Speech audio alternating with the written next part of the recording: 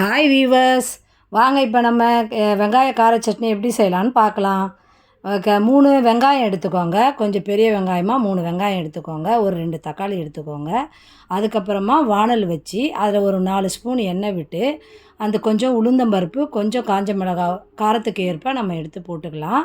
அதுக்கப்புறமா அந்த உளுந்தம்பருப்பு சிவப்பான பிறகு வெங்காயத்தை போடணும். வெங்காயம் நல்லா கண்ணாடி பதத்துக்கு வந்த பிறகு தக்காளியை போடணும். தக்காளி ரொம்ப வதங்கணும்னு அவசியம் இல்லை, திட்டமாக வதங்கினா போதும். அதுக்கப்புறமா அதை நல்லா வதங்கின பிறகு அது கூடயே கொஞ்சோண்டு உப்பு சேருங்க. உப்பு சேர்க்கும்போது அது நல்லா கொஞ்சம் வதங்கி நமக்கு நல்லா வரும். அப்புறம் ஆஃப் பண்ணிவிடுங்க. ஆஃப் பண்ணிவிட்டு அந்த நேரத்தில் என்ன செய்யணும்னா, ஒரு பிடி புதினாவை நல்லா அலசி அதில் போடணும்.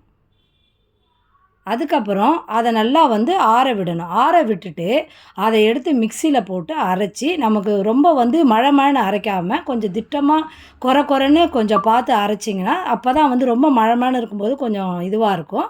கொர கொரன்னு அரைச்சிங்கன்னா கொஞ்சம் நல்லாயிருக்கும். அதை பார்த்து நமக்கு ஏற்ற மாதிரி பார்த்து அரைச்சிக்கலாம். அரைச்சி பாருங்கள், நல்லா டேஸ்ட்டான சுவையான ஒரு கார சட்னி தயார்.